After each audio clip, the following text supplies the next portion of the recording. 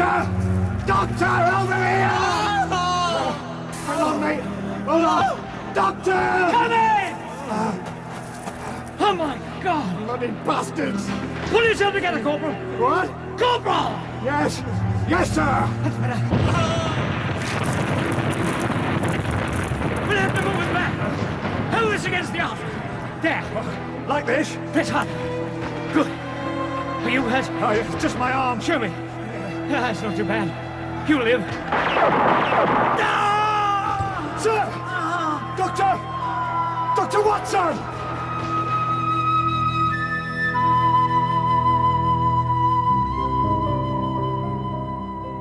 A Study in Scarlet by Sir Arthur Conan Doyle, dramatised in 2 parts by Bert Coules, with Clive Merrison as Sherlock Holmes and Michael Williams as Dr. John Watson.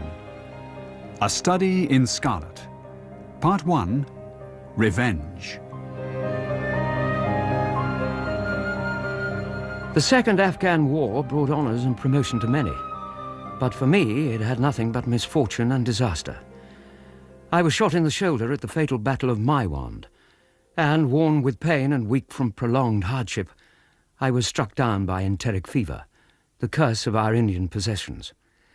For months my life was despaired of, and when at last I came to myself, I was so weak and emaciated that not a day was lost in sending me back to England. I landed a month later on Portsmouth Jetty, with my health irretrievably ruined. I had neither kith nor kin in England, and was therefore as free as air, or as free as an army pension of 11 shillings and 6pence a day will permit a man to be. Under such circumstances, I naturally gravitated to London, that great cesspool into which all the idlers and loungers of the empire are irresistibly drained. Thank you. Here. Thank you, sir.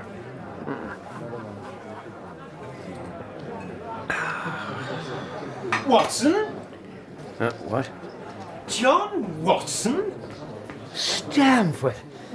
Good Lord! Whatever have you been doing with yourself? You're as thin as a lath and as brown as a nut. By God, it's good to see you. Let me look at you. Young Stamford. Have you eaten? No, of course you haven't. Come and lunch with me. We'll go to the Holborn. What do you say? Wounded in action, eh? The shoulder. And then they sent you home? No, to the base hospital at Peshawar. Filthy place. Next to no doctors, never enough supplies. Over 3/4 of the patients come down with typhoid. You too? Oh, yeah. Never rains but it pours, eh? Oh, what do you know about it? Sitting here at home, safe and snug, it's just a game to you, isn't it? Just a damn game. Watson? I'm sorry, Stamford. My nerves are shot to pieces. It's all right, old man. You've had a hell of a time of it. Anyway, I'm glad I ran into you. And so am I. I'm afraid I've not been much of a lunch companion. Not a bit of it. Oh, what are you doing these days? Is it Dr. Stamford yet? Afraid not. You're not still up at Bart's. The perpetual student, that's me. Damn sight better than working for a living, I tell you. What about you? Still writing? Finished the notorious novel yet? I haven't so much as glanced at it. So what are you up to? Nothing at all, really. I've been leading a meaningless sort of existence. Where are you living? An hotel in Strand. An hotel? But isn't that rather... Rather beyond my means. Yes, it is. So, as from today, I do have an aim in life. I'm looking for new lodgings. Comfortable rooms at a reasonable price. Well, that's a strange thing. Oh, what's strange about it? Well, you're the second man today who's used that expression to me. Really? Yes. The other chap had found his comfortable rooms all right, but the price was too high for him. He was looking for someone to go halves. By Jove. Who is he? Well, Stamford?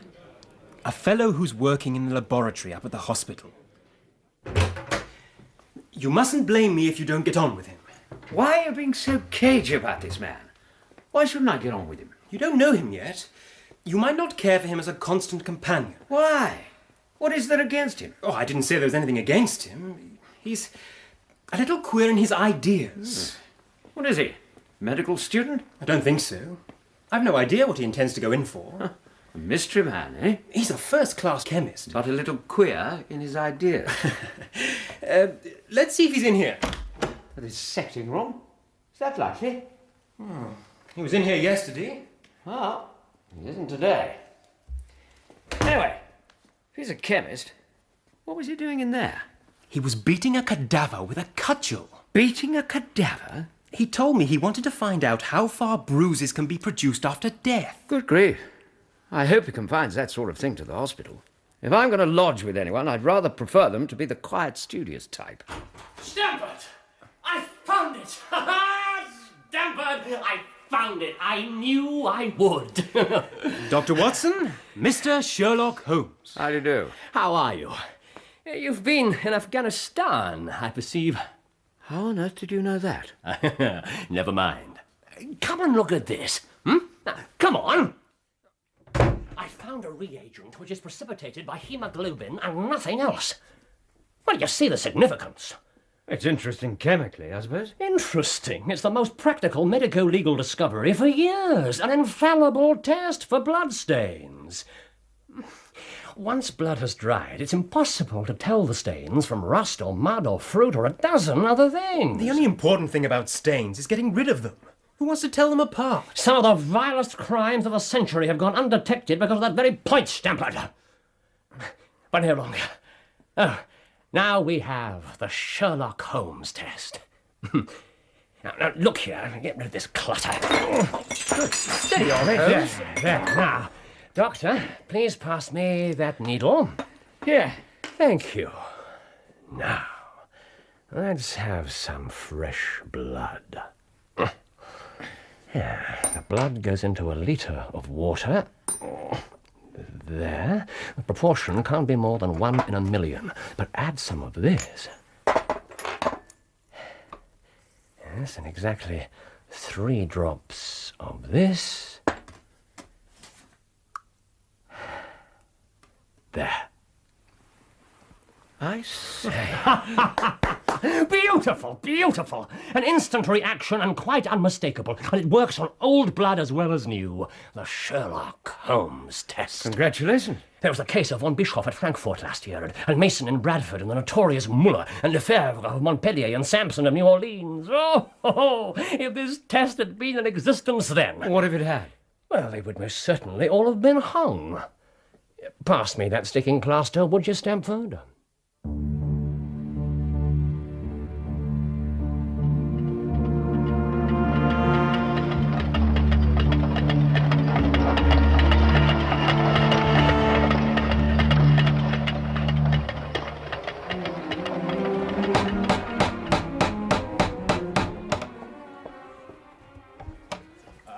Madame Charpentier? My mother is out, sir. May I help you? My employer, Mr. Drebber, and I are looking for accommodation.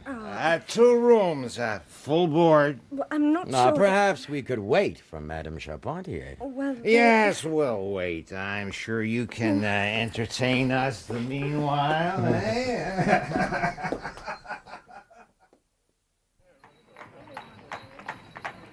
What are these rooms like? Oh, don't concern yourself. They'll suit us down to the ground. I'm pleased to hear it. You don't object to the smell of strong tobacco, I hope? I always smoke ships myself. Well, that's good enough. I generally have chemicals about and occasionally do experiments. Would that annoy you? By no means. Good. Now, let me see. What are my other shortcomings? Oh, really? No. I get in the dumps at times. Don't open my mouth for days on end. You mustn't think I'm sulky when I do that. Now, just let me alone and I'll soon be all right. Ah, very well.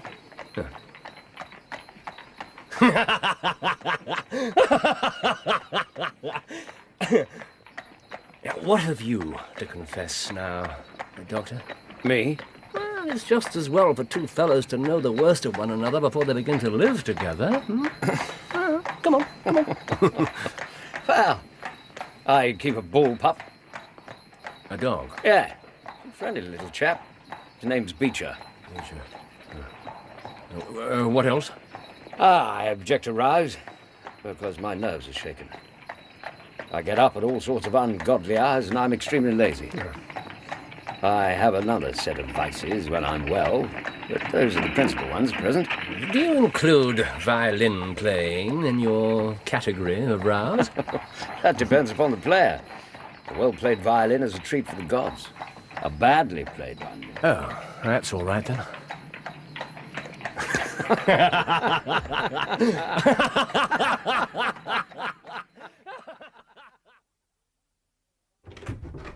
There you are, gentlemen. There's this room, the bedroom adjoining, and another one upstairs. Terms to include all meals and laundry. Illuminating gas is extra. Well, Doctor. Seems splendid so far. I'll just have a look at Thank you, Mrs. Hudson. We'll take it. I think I'll have this corner for my chemicals, if you've no objection. Not in the least. Oh, what am I thinking of? Well, your constitution isn't up to this. I'm perfectly all right. Nonsense, Watson. Sit down. There. Thank you. Good, good. Now you rest for a while. The unpacking can wait. I assure you I'm fine. My dear doctor, quite apart from your generally weakened condition, your left shoulder has been seriously injured, and recently. Well, yes, Also, but- your right leg, though you disguise the fact very well. So I thought. Oh, an ordinary person wouldn't have noticed. I beg your pardon? Yes, but why conceal it at all? To be wounded in the service of one's country is not something to be ashamed of.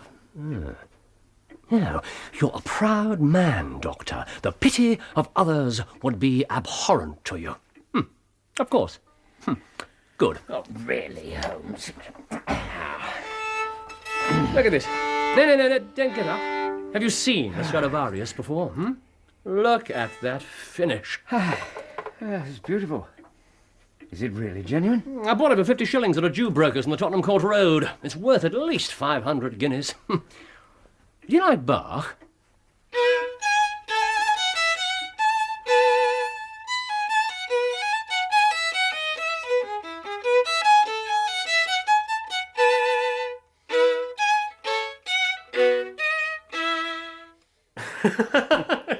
Do you like Bach? I'd rather listen to Gilbert and Sullivan. You should have told him. Oh, I did.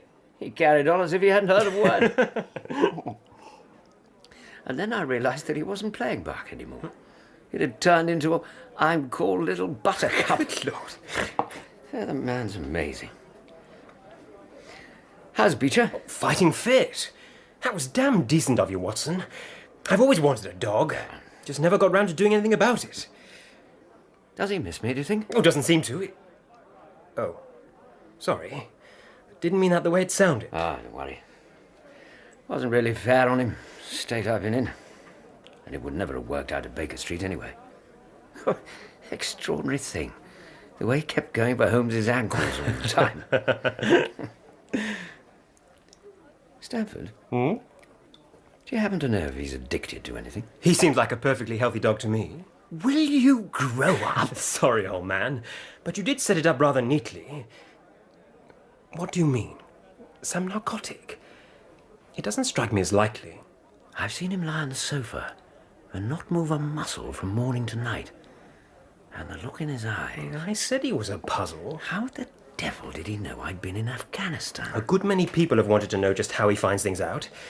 He seems to be well up on an incredible range of subjects. Yesterday at dinner, I was treated to a half-hour lecture on the life of Paganini. On Tuesday, it was medieval torture devices. I bet that did wonders for your appetite. And yet, he's amazingly ignorant about some things. This morning, he actually claimed not to know that the Earth goes round the sun. You're not serious. He got quite heated about it. What the deuce is it to me? Now that you've told me, I shall do my best to forget it.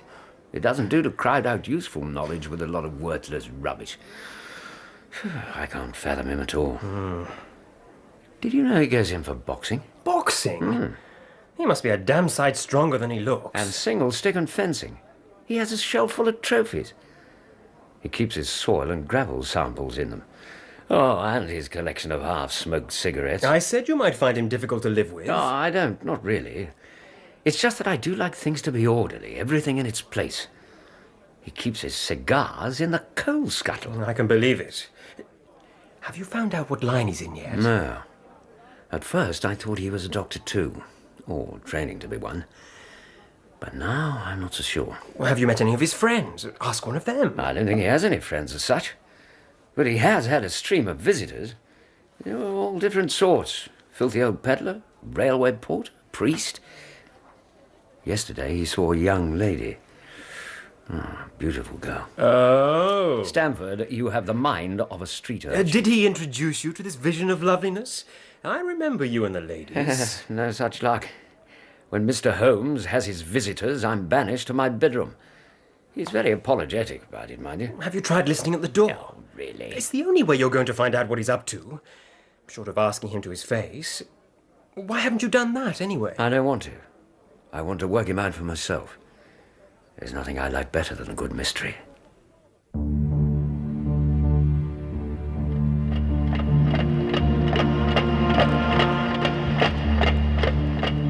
Have another drink. Mr. Drebber. Madame Charpentier. I tell you frankly, sir, your manners towards my maidservants are disgustingly familiar.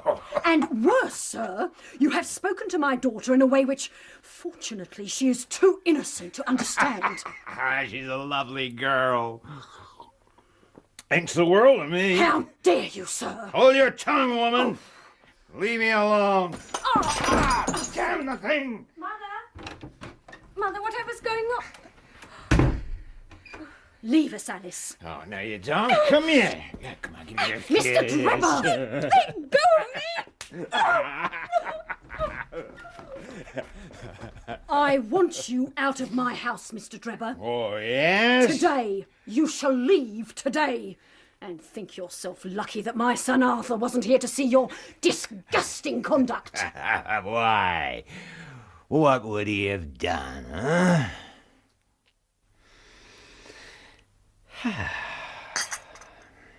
I must say, Holmes, you couldn't have found a place with a better cook. I haven't tasted steak and kidney pudding like that for years.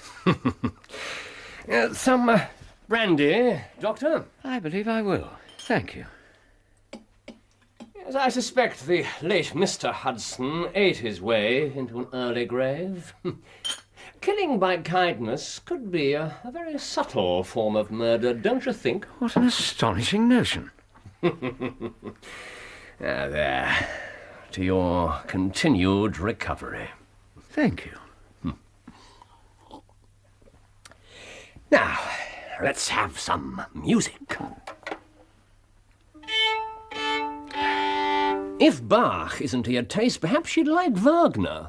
Wagner.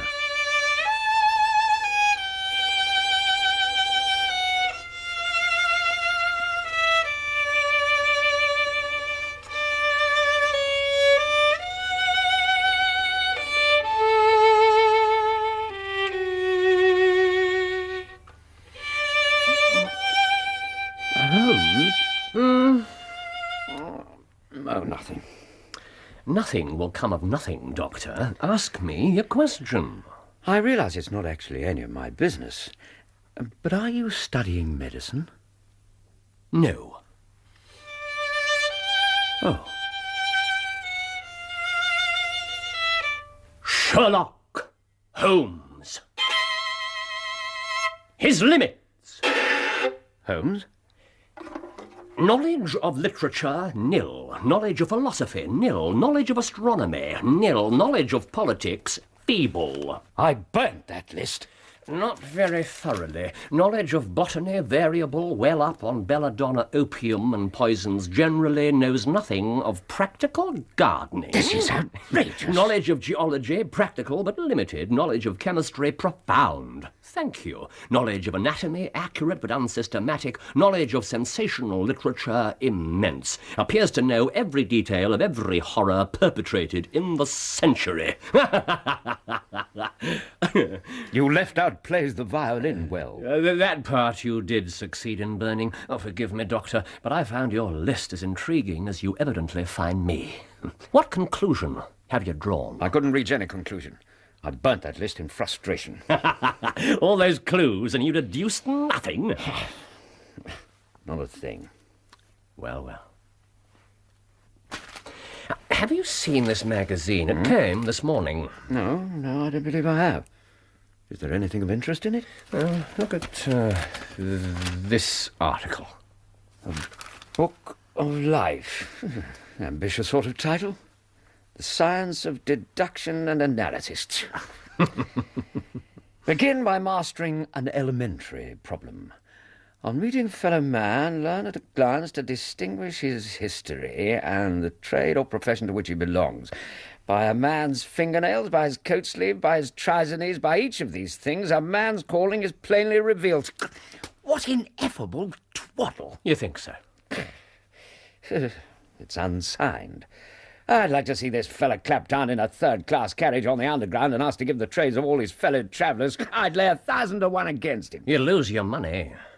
As for the article, I wrote it myself. You? Yes, I have a turn both for observation and deduction. The theories there are really extremely practical. So practical I depend on them for my bread and cheese. But how?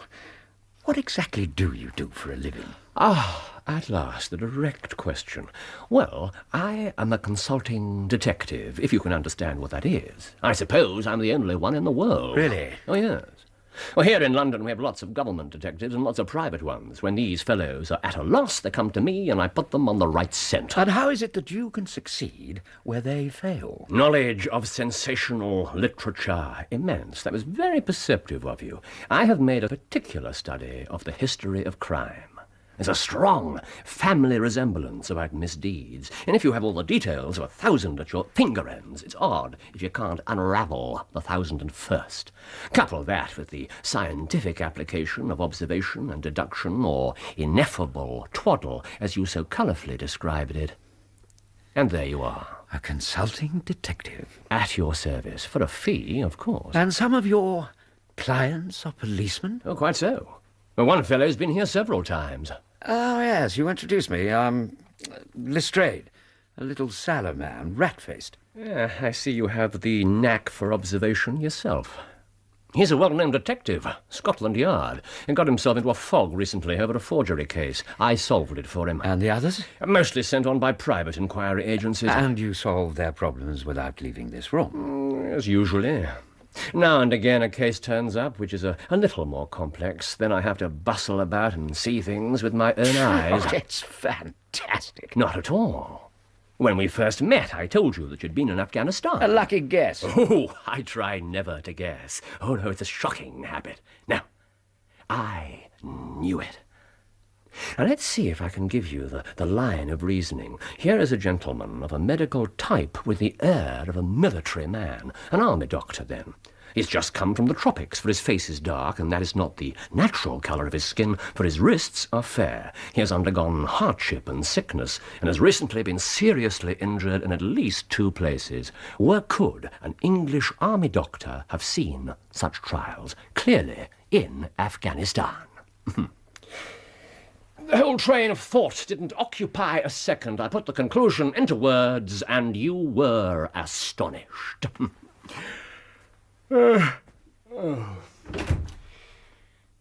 Good night, Doctor.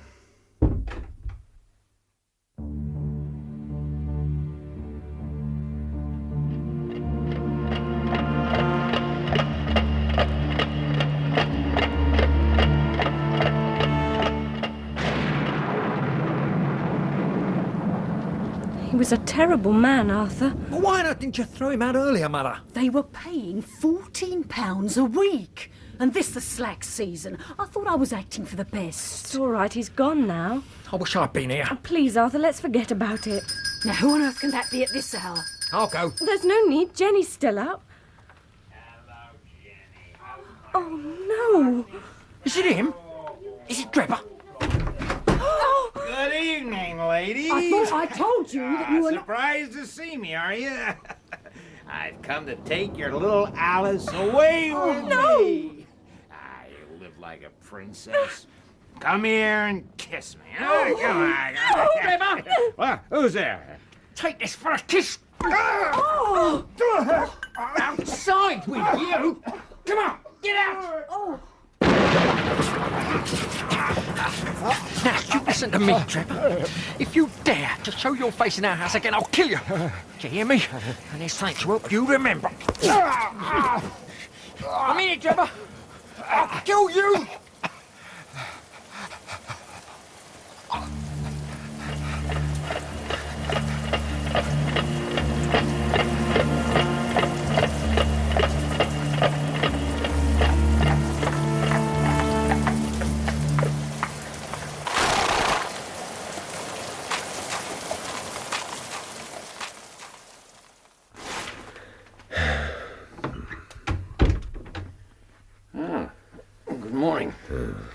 Not up a Bart today? I was right. You do have a talent for observation. Trust you've left me some coffee. Anything interesting in the paper? Evidently not. There are no crimes and no criminals these days. What's the use of having brains in my profession? I know well that I have it in me to make my name famous. No man has ever lived who's brought the same amount of study and natural talent to the detection of crime as I have done. I believe you. And what's the result? There's no crime to detect, or at most some bungling villainy so transparent that even a Scotland Yard official can see through it. This coffee's cold. I'll ring for some more. I wonder what he's looking for. Who? Just crossing the street. See? Oh, you mean the retired Sergeant of Marines? Rag and bunch. That's a pure guess and a safe one, too. You know perfectly well. I've no way of verifying it. On the contrary, I believe you'll have every chance. Listen. Retired Sergeant of Marines, eh? Undoubtedly. Come in. A person to see you, Mr. Holmes. Thank you, Mrs. Hudson. This way. Gentlemen. I have a letter for Mr. Sherlock Holmes. Ah, thank you. Good day, gentlemen. One moment, my man. Sir? May I ask what your trade may be? Commissionaire, sir. Uniform away for repairs. Thank you. Thank you very much. Sir? And you were? A sergeant, sir. Royal Marine Light Infantry. Thank you, Sergeant. Yeah. Thank you, sir. Good day. How in the world did you deduce that? Deduce what? Excuse me, you broke the thread of my thoughts. I'm sorry, but it was wonderful. Commonplace. Great blue anchor tattooed on the back of his hand, military bearing, air of command, and a dozen other details. And look at this note. Oh. Thank you. I said just now there were no criminals. It appears that I was wrong. This is terrible. It does seem to be a little out of the common. Out of the common? A man bearing no sign of a wound, found dead in a pool of blood. In an empty house in Brixton. Who is this Tobias Gregson? The smartest of the Scotland Yarders. And he's come to you for help? Oh, he and Lestrade are the pick of a bad lot, and they have their knives into one another. They're as jealous as a pair of professional beauties. Oof, there'll be some fun in this case if they're both put on the scent. Watson? Oh, surely there's not a moment to be lost. I'll order you a cab. Oh, well, I'm not sure about whether I shall go. What? It's just a chance you've been longing for. Oh, my dear fellow, what does it matter to me? Supposing I do unravel the problem, Gregson and Lestrade and company will pocket all the credit. That comes of being an unofficial personage. But he begs you to help him. Yes, well, he knows that I'm his superior and acknowledges it to me, but he'd cut his tongue out before owning it to a third person. However, we may as well go and have a look. I may have a laugh at them, if I have nothing else. Right, come on. Your hat, come on. You wish me to come? Yeah, if you've nothing better to do. Sorry, gents.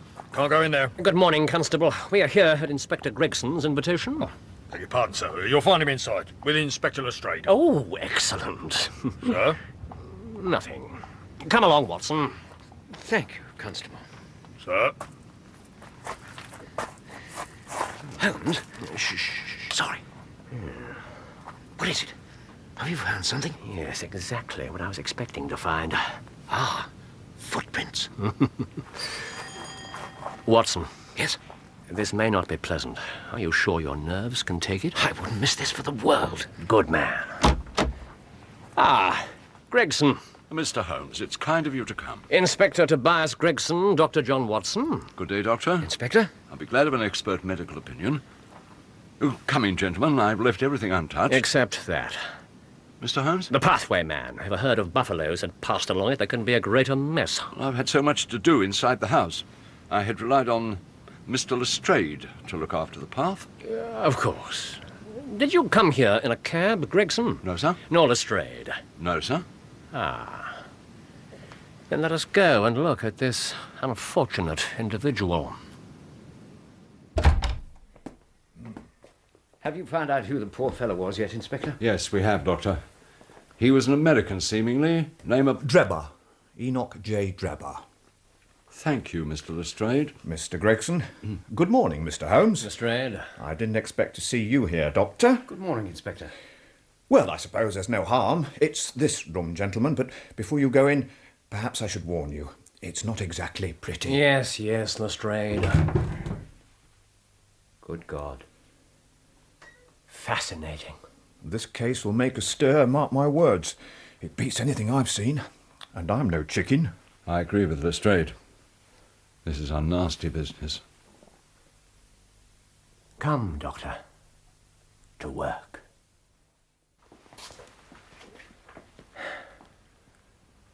You're quite sure there's no wound? Positive. And yet there's blood everywhere. It reminds me of the death of Van Janssen in Utrecht in the year 34. Remember the case, Gregson? No, sir. Read it up. You really should. There's nothing new under the sun. What do you think, Mr. Holmes? Don't really restrain. I've just walked from the door. Doctor. Yes? I wonder if you'd oblige me by taking a few notes. Notes? It would be of enormous assistance. Then I'd be glad to. Use my notepad. You have a pencil? Yes. Excellent. Gregson, with your permission, I shall examine the body. Yes, go ahead. Thank you. Lestrade. Mr. Holmes? Be so good as to hold my hat. Now, let's see. Yes. Now, this is the body of a man about 43 or 44 years of age. Middle-sized, broad-shouldered, well-dressed, immaculate collar and cuffs. Patent leather boots, size 10. A top hat on the floor beside him. Body curiously twisted, hands clenched, legs interlocked. Watson. Yes, Holmes? Smell his lips. Good Lord. Quite so. Thank you, Doctor. He's not been moved at all. No more than we had to examine him properly. Yes, of course. Lestrade, give me a hand to turn him over. Right. A ring. I was caught up in the folds of his jacket. Got it! Oh, this is a woman's wedding ring. There's been a woman here. Oh, this complicates matters. Heaven knows they were complicated enough before. You're sure it doesn't simplify them? But there's nothing to be learned by staring at it. What did you find in his pockets? We have it all here. More notes, if you please, Doctor. There's a gold watch, gold ring, gold pin with rubies. Whatever the motive was, it certainly wasn't robbery. Russian leather card case. With visiting cards of Enoch J. Drebber of Cleveland, USA. And 2 letters, one addressed to E.J. Drebber, and the other 2, Joseph Stangerson. At what address, Lestrade? American Exchange, the Strand. Be called for. Have you made any inquiries as to this man Stangerson, Gregson? I did so at once. Indeed, Lestrade. Advertisements in all newspapers and a man sent to the American Exchange. No information yet. Have you sent to Cleveland? I telegraphed this morning. How did you word your inquiries? I simply detailed the circumstances. Nothing else? Is there no single factor upon which this whole case appears to hinge? Will you not telegraph again? I've said all I have to say. Mr. Gregson! Gentlemen, I have just made a discovery of the highest importance. Oh, yes? Yes. Pray, look over here. This is the darkest part of the room, but observe this candle stub on the shelf. When it was burning, this area of the wall would have been clearly lit. Now, what do you make of that? Good God. Is that blood? Yes. R-A-C-H-E.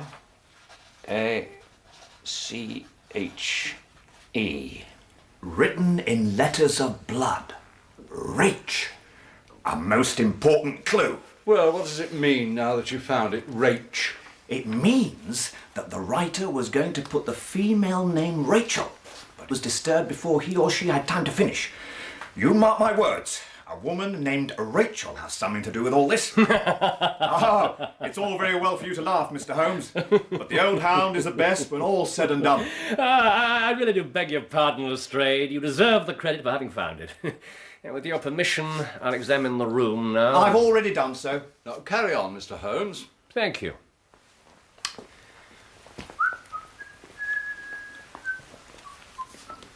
He won't find anything else. I'll bet my pension. Look at him sniffing around. No disrespect intended, Doctor, but there's a right way and a wrong way to go about this sort of work. Yes, I'm sure there is. Have you known him long, Doctor? Long enough to know that he does nothing without some definite purpose. Mr. Holmes, what do you think? It would be robbing you of the credit if I were to presume to help you. You two are doing so well. But I should like to speak to the constable who found the body. John Rance. He's off duty now. I have a note of his home address. Here you are, Doctor. Thank you, Inspector. Come along, Watson. We'll look him up. I'll tell you one thing which may help you in the case. Oh, yes? There has been a murder done, and the murderer was a man.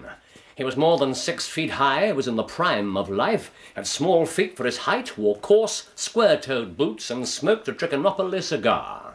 He came here with his victim in a 4-wheeled cab, which was drawn by a horse with 3 old shoes and a new one on his off foreleg. In all probability, the murderer had a florid face, and the fingernails of his right hand were remarkably long. These are only a few indications, but they may assist you. If this man was murdered, how was it done? Poison. Poison? Oh, and one other thing, Lestrade. Don't waste your time looking for Miss Rachel. Rache is the German word for revenge. Good morning.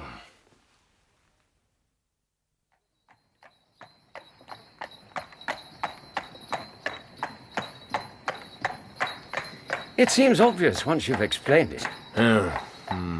I can understand how you knew about the cab and its horse from the signs in the mud, and how you calculated the height of the murderer from the length of his stride. I was right about the footprints. You were right about the footprints. Well, what about his age? In the prime of life, you said.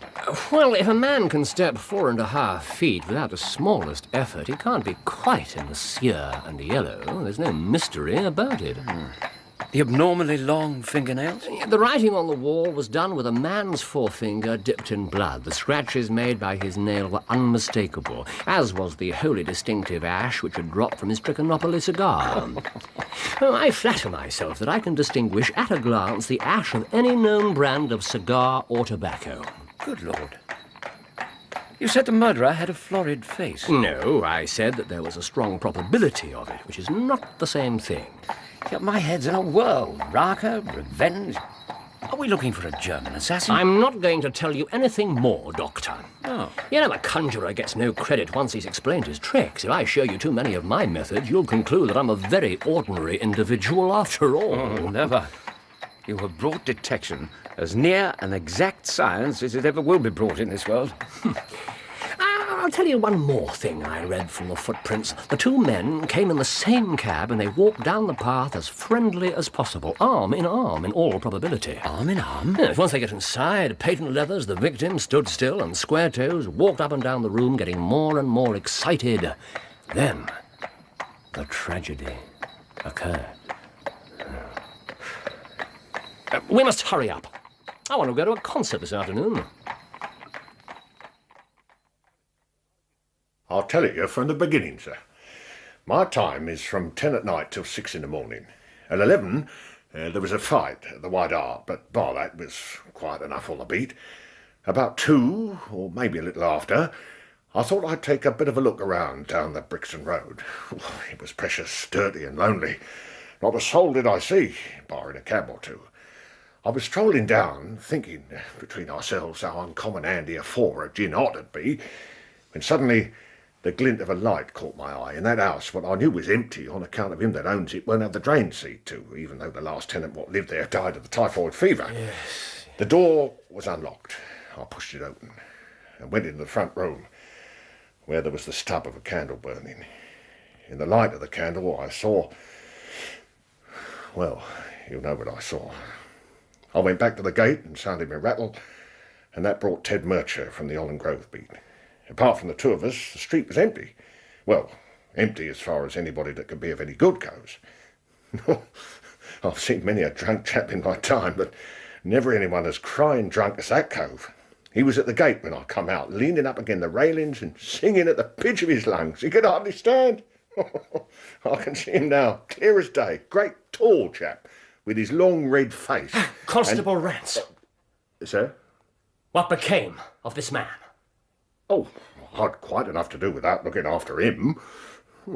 I'll wager he found his way home all right. The blundering fool! To think of his having such an incomparable stroke of luck and not taking advantage of it. It's true that his description of the drunk tallies with your idea of the murderer. Tallies? That drunk was the murderer. But why should he come back to the house after leaving it? That's not the way of criminals. The ring, man, the ring. That's what he came back for. If we have no other way of catching him, we can always bait our line with a ring. I shall have him, Doctor. I'll lay you 2 to 1. No bet. I must thank you. For what? I might not have gone but for you. I might have missed the finest study I ever came across. A study in Scarlet, eh? A study in Scarlet? Yeah. Why shouldn't we use a little art jargon? There's the scarlet thread of murder running through the colourless skein of life, and our duty is to unravel it and isolate it and expose every inch of it. But now I must send a telegram, and then lunch, I think, and then for Madame Norman Neruda. Her attack and bowing are splendid. What's that little thing she plays so magnificently? I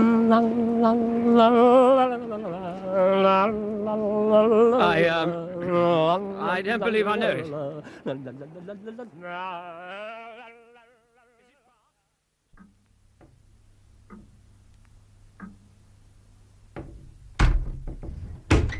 Oh, damn this shoulder.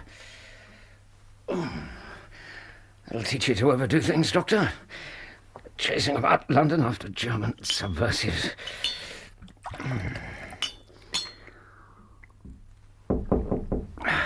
Come in. Ah, good afternoon, Doctor. I thought I heard you come back. I just wanted to see if dinner at the usual time would be convenient. Why, Dr. Watson, whatever is the matter? Nothing, Mrs. Hudson, nothing at all. Nonsense. Come over here and sit down this minute. You look exhausted. My dear lady, I assure Don't you try to sweet-talk me, young man. I'm not some slip of a thing you can get around just like that. Mrs. Hudson? Yes, well, I dare say it's worked with a good few before now, but I've seen something of life, and I know a sick man when I see one. Now, are you going to sit down, Doctor, or are you going to be stubborn and stand there pretending until you fall down? I'm sorry, Mrs. Hudson. You're quite right. That's better. I'll get you some chamomile tea. And while I'm doing it, you can put your feet up. Here, let me help you.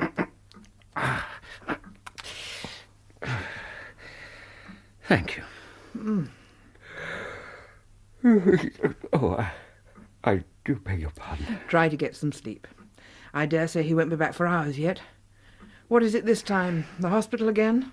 Another stroll around the East End? Violin concert. St. James's Hall, I think. He's one of a kind, your friend.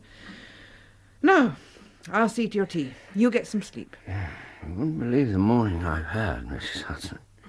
I dare say not. Sleep now. I don't think I could. It's too much excitement, you see. Too much excitement.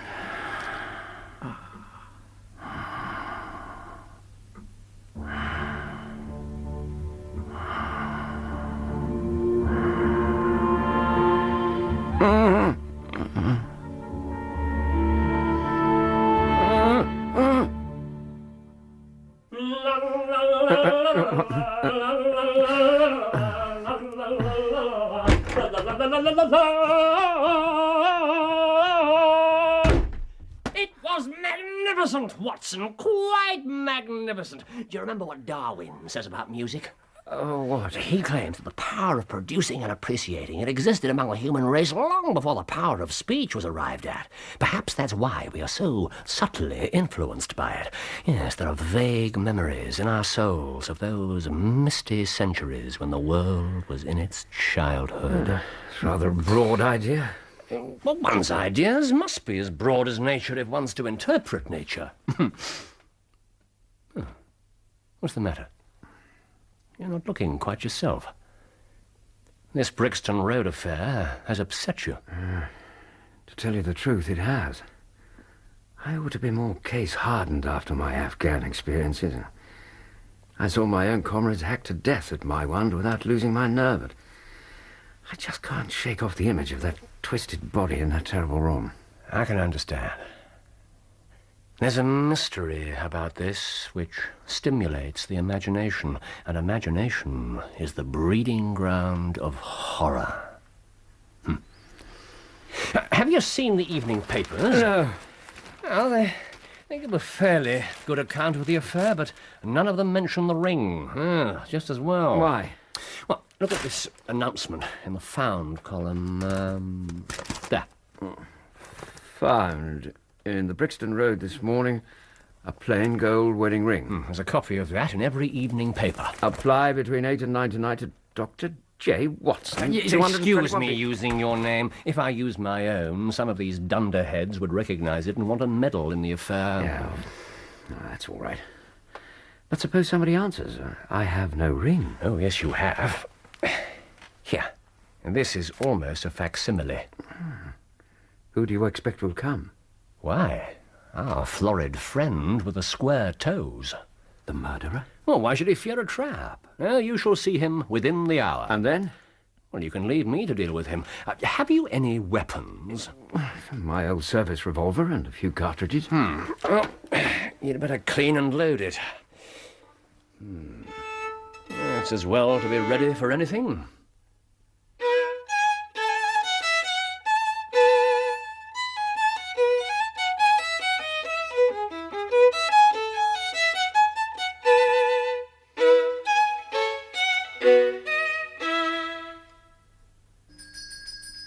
Put your pistol in your pocket. Speak to him in an ordinary way. Don't frighten him.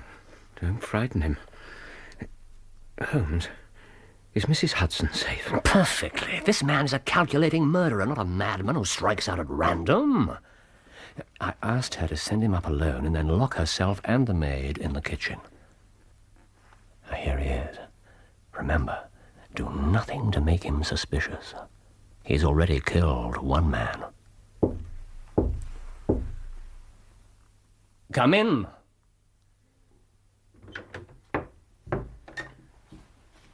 Dr. Watson? Yes, madam? I've come about the ring.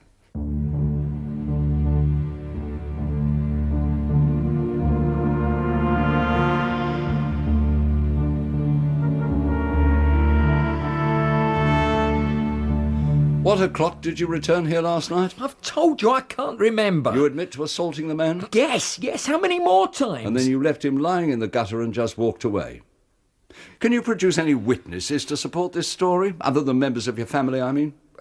I thought I heard a cab. You thought you heard a cab? Well, the cabby may have seen us, I don't know. Arthur Charpentier, I'm placing you under arrest for the willful murder of one Enoch J. Drebber of the United States of America. Take him away. God bless you, sir. You've done a Christian deed this day. We never thought to see this ring again, that we didn't. I'm pleased to have been of service, Mrs. Sawyer. Good evening to you. And to you, Doctor. My Sally will be a glad woman this night. The Lord be praised. God bless you. And you too, sir. Good night. Good night.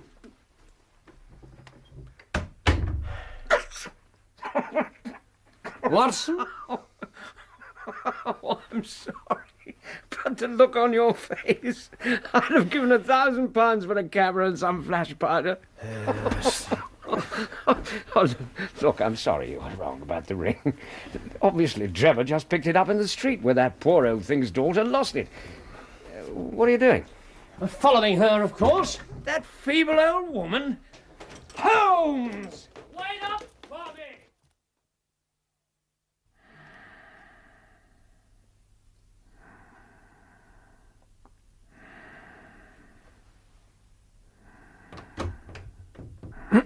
Who's there? Easy, Watson.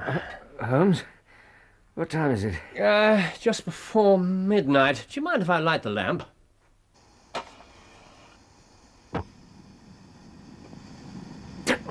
My apologies. No, it's all right. Have you just got back? Yes. What on earth happened? Holmes? Don't be so infuriated. What the devil? Oh, I wouldn't have a Scotland Yarders know it for all the world. They'd never let me hear the end of it. What? The end of what? Very well. I don't mind telling a story against myself. That creature hobbled a little way and then began to limp. She hailed a four-wheeler. I tried to get near enough to catch the address, but I needn't have bothered. She sang it out loud enough to be heard the other side of the street. 13 Duncan Street, Houndsditch. That's the address she gave me. Yes. Oh, this begins to look genuine, I thought. So what did you do? I perched myself on the back of the cab, out of sight. You did what? Oh, it's an art every detective should be an expert at. Well, away we rattled and never drew rein till we got there. I hopped off just before we came to the door and strolled down the street. The cab pulled up, the driver jumped down, and nothing came out. But what had happened to me? When I reached the driver, he was groping about frantically in the empty cab and giving vent to the finest collection of oaths that ever I listened to. But what had happened to Mrs. Sawyer? I inquired at number 13. The house belongs to a respectable paper hanger called Keswick. Keswick? Keswick. No Mrs. Sawyer had ever been heard of there. You mean to say that tottering, feeble old woman was able to get out of the cab while it was going along without either you or the driver seeing her? Old woman be damned. Oh, we were the old women to be taken in. Now, it must have been a young man and an active one, too, besides being an incomparable actor. The disguise was superb. Yes. Now, Doctor, you're looking done up. I'm afraid I am. Take my advice and turn in. I won't disturb you. You're not retiring? No. I want to think. Good night, then. Yeah.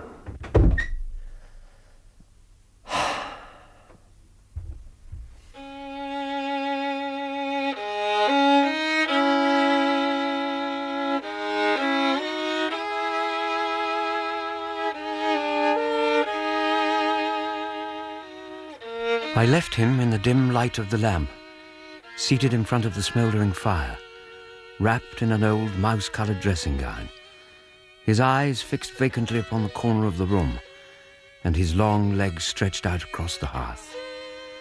Long into the watches of the night, I heard the slow, melancholy wailing of his violin.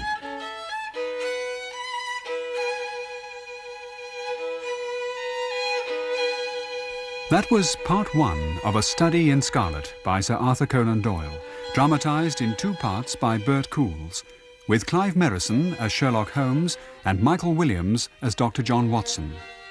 Joseph Stangerson was played by Matt Zimmerman, Enoch Drebber by Ed Bishop, Inspector Lestrade by Donald G., Inspector Gregson by John Moffat, and Mrs. Hudson by Anna Cropper. Paul Downing played Stamford, John Bull, Arthur, Marcia King, Madame Charpentier, Jane Slavin, Alice, and Michael Kilgarriff, P.C. Rance. Other parts were played by members of the cast. The violinist was Alexander Balanescu. A Study in Scarlet was directed by Ian Cotterell and produced by David Johnston.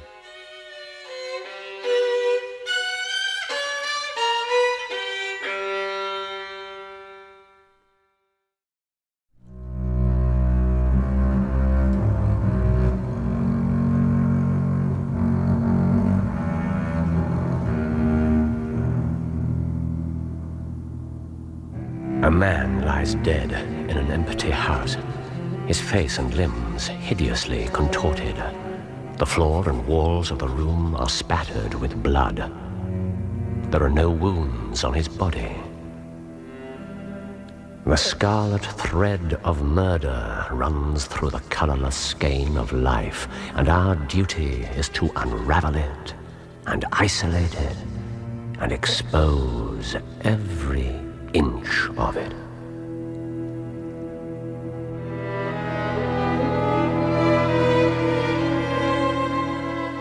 A Study in Scarlet by Sir Arthur Conan Doyle, dramatised in 2 parts by Bert Coules, with Clive Merrison as Sherlock Holmes and Michael Williams as Dr. John Watson. A Study in Scarlet, Part 2, The Country of the Saints.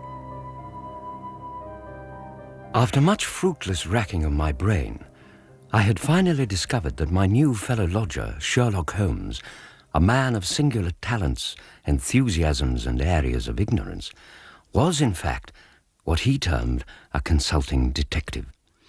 I have it in me, he told me modestly, to make my name famous. All he lacked was the proper opportunity.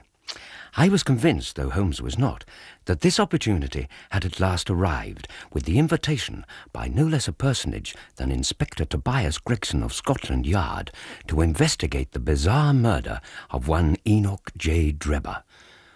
On the day following the killing, the papers were full of the Brixton mystery. Listen to this one.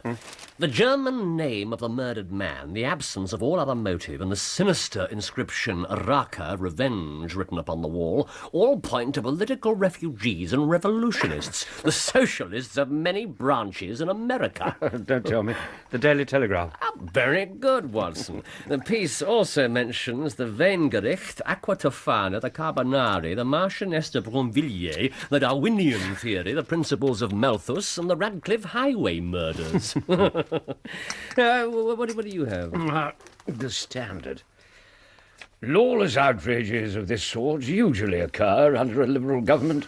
They arise from the unsettling of the minds of the masses and the consequent weakening of all authority. Very true. Oh, and some new facts. Oh, good heavens. The deceased was an American gentleman. Oh, that's hardly new. Even Lestrade and Gregson discovered that. Who had been residing at the boarding house of Madame Charpentier in Camberwell with his private secretary, Mr. Joseph Stangerson. So, the mysterious Stangerson has been identified. Someone's been busy. Probably Gregson. We are glad to learn that Mr. Gregson and Mr. Lestrade of Scotland Yard are both engaged on the case. It is confidently anticipated that these 2 well-known officers will speedily throw light on the matter. Which one's that? Daily News. I told you that whatever happened, those two would be certain to score. That depends on how it turns out. Oh, bless you. It doesn't matter in the least. If the man is caught, it'll be on account of their exertions. If he escapes, it'll be in spite of their exertions. A fool can always find a bigger fool to admire him, as the old French poet said. Holmes? My dear fellow? You seem highly delighted by that telegram this morning. What was in it? Oh, that. The name of the murderer. Should we order some more toast? Mr. Holmes. Mrs. Hudson, have you added mind reading to your many other accomplishments? Mr. Holmes, I really must protest. What do you think you're doing inviting me? Mr. Attention! Mr. Holmes, in all my years I have never witnessed such a display. Silence in the ranks. Mrs. Hudson, may I present the Baker Street Division of the Detective Police Force? In future, you must wait in the street. Wiggins, you can come up alone to report. Yes, sir. Was there anything else, Mrs. Hudson? There was not. Right. Have you found it yet? No, sir, we ain't. Well, you must keep on until you do. Here are your wages. Yes, there we are. Now go, and bring back a better report next time. Yes, sir. All right, you lot. Come on. Hold it. Put 'em back, Vicky. I ain't got nothing. Vicky. That's better. So long, gents.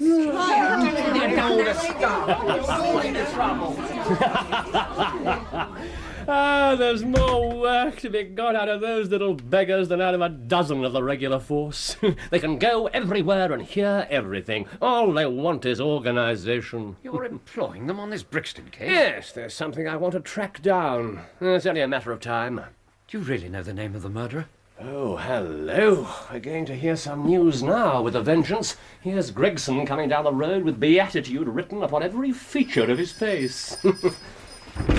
It's all right, Mrs. Hudson. The gentleman's expected. My dear Holmes, congratulate me. I've made the whole thing as clear as day. Doctor. Good morning. Do you mean that you're on the right track? The right track? Why, sir, I have the man under lock and key. And his name? Arthur Charpentier. Take a seat, Gregson. Try one of these cigars. Yes, we're anxious to know how you managed it, aren't we, Watson? Well, yes. Of course we are. The fun of it is that fool Lestrade has gone off on the wrong track altogether. He's chasing after the secretary, Stankerson. But he had no more to do with the crime than a babe unborn. Lestrade's probably arrested him by now.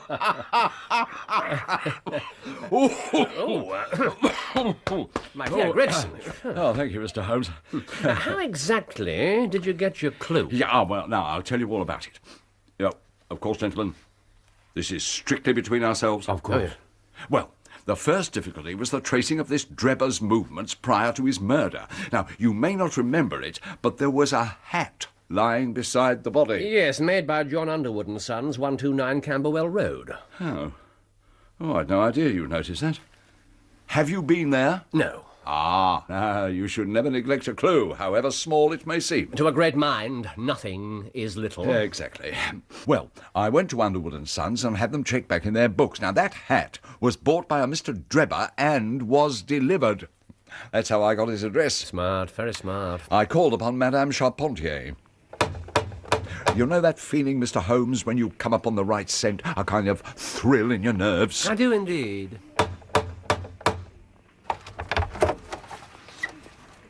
Yes. May I help you? I found her very pale and distressed. I began to smell a rat. Mother, who is it? The daughter also looked extremely red about the eyes. I determined to be direct with them. I am a police officer. Have you heard of the mysterious death of your late boarder, Mr. Enoch J. Drebber? Admirably direct, Gregson. Yes. Yes, we have. From the evening paper. Oh, it's quite exciting. What happened next? At what o'clock did Mr. Drebber leave your establishment yesterday? At 8 o'clock. And was that the last you saw of him? Yes. No. No, it wasn't. Alice. No good can ever come of falsehood, Mother. Let us be frank with this gentleman. We did see Mr. Drebber again. God forgive you. You have murdered your brother. I persuaded Madame Charpentier to make a clean breast of the facts. Now, apparently, this Drebber was a bit of a bad lot, and he and Stangerson were ordered off the premises. Drebber had returned roaring drunk and made obscene advances towards her daughter. This was witnessed by the son, Arthur Charpentier, who soundly trounced the American and threw him out of the house. Surely, Inspector, that's exactly what one would have expected in him. Oh, yes, Doctor, of course. But then this Arthur followed Drebber out into the street to send him on his way. Now, both the mother and the daughter clearly heard the son's words. And they were? I mean it, Drebber, I'll kill you. The son didn't return to the house until the early hours of the morning. What is his version of events? Oh, some cock and bull story about just walking away and leaving Drebber lying in the gutter. Were there any witnesses? No, none we can trace. Oh, Charpentier thinks he may have heard a cab. Ah! Oh, well done, Gregson. This is vital information. You really are getting along. We shall make something of you yet. I flatter myself that I've managed it rather neatly. The whole case fits together uncommonly well. Did you say you've arrested Charpentier? Yes, late last evening. No doubt he'll sing a different song after spending the night as a guest of Her Majesty. Perhaps. Oh, I can't wait to see that fool Lestrade's face. Come in, Lestrade. Yeah, what? Inspector Lestrade, gentlemen. Oh, by Jove. Thank you, Mrs. Hudson. Good morning, Mr. Holmes. Gentlemen. Is everything all right, Inspector? This is a most extraordinary case, a most incomprehensible affair. Oh, you think so, do you, Lestrade? Have you managed to find the secretary, Mr. Joseph Stangerson? The secretary, Mr. Joseph Stangerson, was murdered about 6 o'clock this morning. Stangerson murdered too? Are you sure? Extremely sure. It was I who discovered the body at Halliday's private hotel, Gower Street. Take a seat, Lestrade. Thank you. I knew that both Americans were intending to sail home from Liverpool, and I reasoned that Stangerson might still be planning to do so. That meant taking a Euston train. I and my men made inquiries at all the private hotels in the area of the station. But there must be over 100. Yes, but I tracked him down about 7 o'clock this morning. It's very early, sir. He'll see me. Are you the gentleman he's been expecting, then? I doubt it. Which room is it? Here we are, sir. Number 23. Right. You can go now. Oh, God! What's the matter? Have you got a pass key? Look, what's going on? Who are you? I'm a police officer. Stand back! What? Oh, my God! I'd seen something that made me feel sick, in spite of my 20 years' experience. A little red ribbon of blood was flowing out from under the door. It had meandered across the passage and formed a pool along the skirting at the other side. And inside the room? The window was open, and beside it, all huddled up, was the body of a man lying in a pool of blood. The porter identified him as Stangerson. But the strangest part of the whole affair, what do you suppose was above the murdered man? The word Rache, written in letters of blood. Exactly as before. Was everything the same, Lestrade? Not quite. This one had been stabbed. Stabbed? A deep wound in the left side. Stabbed. Something must have gone wrong. Oh, I've arrested an innocent man. My suspect was under lock and key at the very moment the real villain was killing again. Don't reproach yourself, Gregson. Your case was basically quite sound. This time, the murderer was seen. You have a witness? Yes. A milk boy saw a man climbing down a ladder at the back of the hotel. He was so open about it that the lad took him for a workman. Did you get a description? The man was unusually tall, well-built, and had a reddish face, exactly as you said he would be, Mr. Holmes. Yes. Did you find anything significant in the room? Nothing. Stangerson's cases were packed. They'd been sent to the yard. There were just a few items lying loose. Here. One cheap novel, which was open on the bedside table. One pipe and one box of matches. They were on a chair. The only other thing was a small ointment box containing a couple of pills.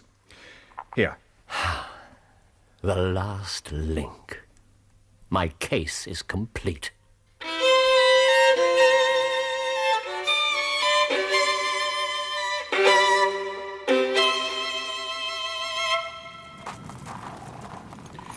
There you are, old girl.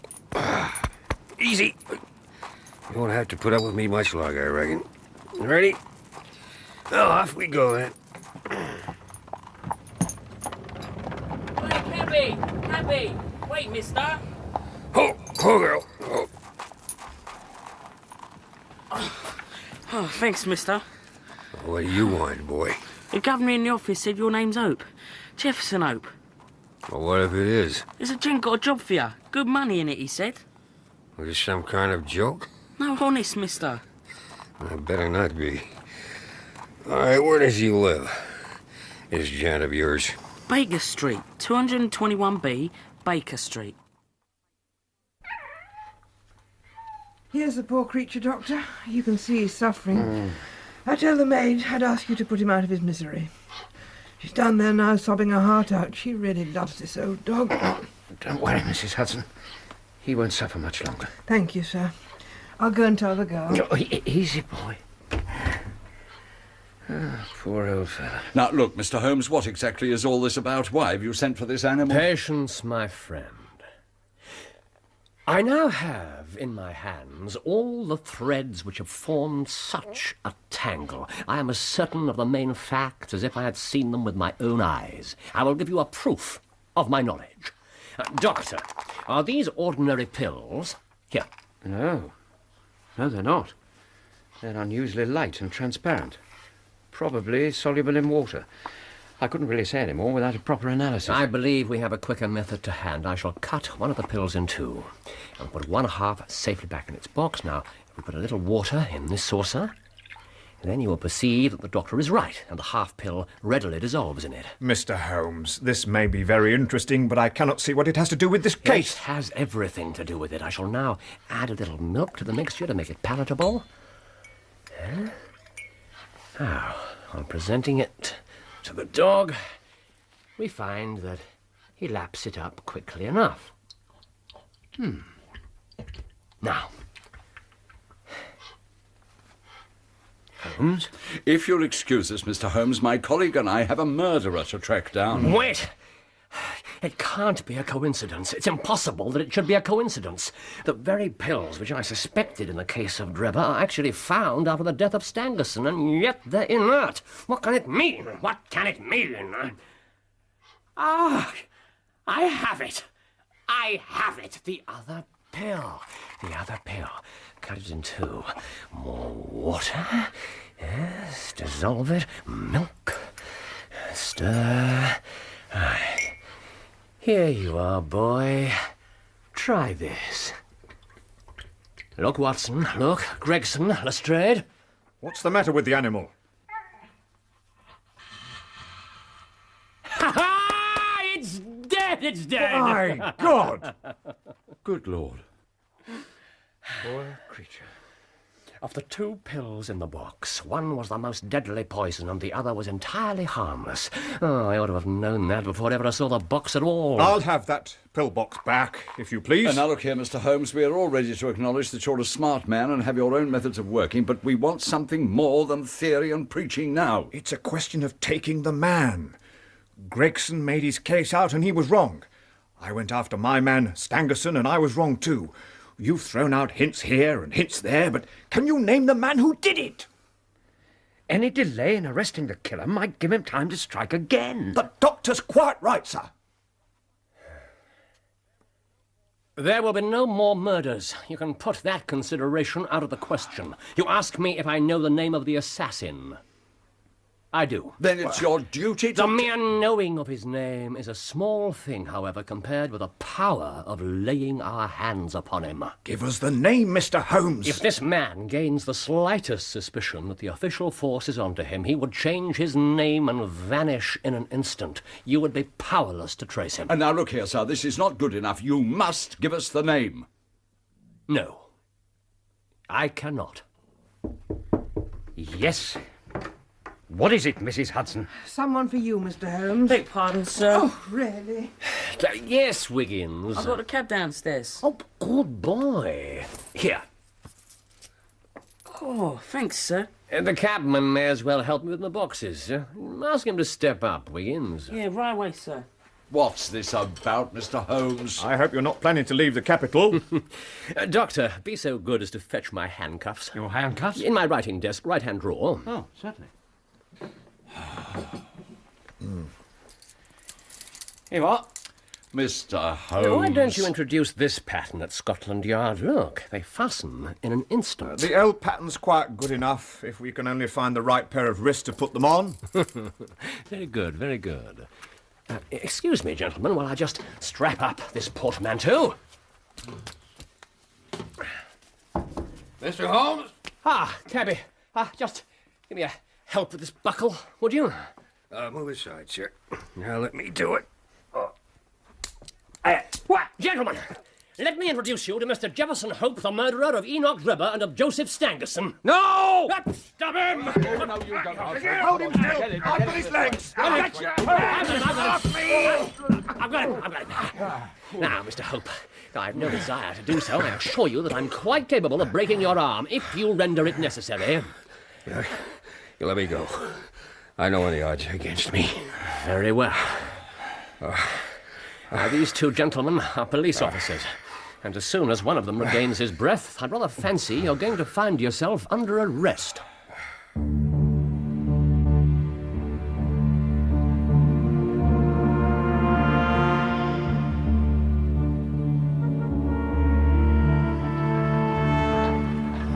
Are you all right up there, Lestrade? Everything well under control. If he ever leaves the force, he's got a second career ready and waiting. I heard that. Are you in much pain? No one worse. Mr. Holmes, is it? Sherlock Holmes. Well, Mr. Sherlock Holmes, if there's a vacant place for a chief of the police, I reckon you're the man for it. It's quite enough from you, Hope. Oh, really, Gregson? It was the ring that gave it to me, of course. That and the wheel marks in the mud of the Brixton Road. If that night had been dry, I never would have found you, Hope. Can't we save this till we get to the yard, Mr. Holmes? The marks in the road showed me that the horse had wandered on slightly between arriving and departing. That would never have happened if anyone had been in charge of it. It was clear from the footprints that only two men were ever there, so it followed that the driver of the cab was also the murderer. But how the devil did you know my name? As I said, through the ring. It was a question of motive. Despite your clumsy attempt to implicate German radicals, it was clear that the murderer... papers had been full of secret societies and the like. I thought it might throw you off the scent. Well, it didn't. Carry on, Mr. Holmes. Political assassins are only too glad to do their work and to fly, whereas this murder had been done most deliberately. So it was a private matter. Since a woman is usually involved somewhere in these affairs, the ring merely confirmed what I'd already decided. I wanted the last thing that villain saw to be Lucy's ring. The ring he forced on her finger. Keep it for the official statement, Hope. So, Gregson, I did what you neglected to do. What? I telegraphed the Cleveland police for information concerning Drebber and trouble over any woman. The answer was conclusive. He had once applied for the protection of the law against one Jefferson Hope, a rival in love. Love! Love! I wish I could have seen him die. 10 times over! Let me examine you. Leave me alone. Come on, man. I do what you like. We must get to Scotland Yard as quickly as we can. This man is seriously ill. How long have you known? It's been getting worse for years. Have you seen a doctor recently? Last week. What did he tell you? What do you think he told me? I'm afraid he was quite correct. Oh, what do I care? I've done my work. Look, Doctor, what exactly is all this about? Mr. Hope has an aortic aneurysm. What does that mean? It means, Gregson, that he could die at any moment. Good Lord. Is that right, Doctor? Yeah, that's quite right. It's a failure of the main blood vessel leading from the heart. It swells up and eventually bursts. There's no cure. I got it from overexposure and underfeeding in the Salt Lake Mountains. I don't care how soon I go, but I should like to leave an account of this affair behind me. I don't want to be remembered as a common cutthroat. Lestrade, what do you think? Well, he's obviously seriously ill. If we take a statement from him now, it's quite likely to be thrown out of court as unreliable. Or coerced. On the other hand... Exactly. Jefferson Hope. I am Inspector Tobias Gregson, and this gentleman is Inspector Giles Lestrade. You are at liberty to make your statement to us, but I am obliged to warn you that it will be taken down and may be presented in evidence at your trial. Very well. I'm on the brink of the grave. I'm not likely to lie to you. Every word I say is the absolute truth. I have to start some 40 years ago. In the whole world, I doubt if there's a more dreadful place in the great Central American desert. It's nothing but death, desolation. But if you'd been there, gentlemen, on one particular day all those years back, you'd have seen something moving, something alive. Hush, child, hush. Shh. That's it. There's no sense in crying now, child. It ain't gonna help. The man's name was John Ferrier. The child was called Lucy. Baby, shh. We'll find a river by and by. By and by. John Ferrier told me once that he carried that baby 3 days, 3 nights across the plains. Both their parents were dead, along with the rest of the wagon train. And he looked after her like she was his own. But they never did find that river. Here, drink this. Oh, slowly. Just a sip. That's it. The baby. She's asleep, peaceful as you like. God be praised. Amen. Amen. Shh. Don't try to speak. You're safe now. Safe? What are you people doing in this wilderness? Who are you? We are the persecuted children of God, the chosen ones of the angel Moroni.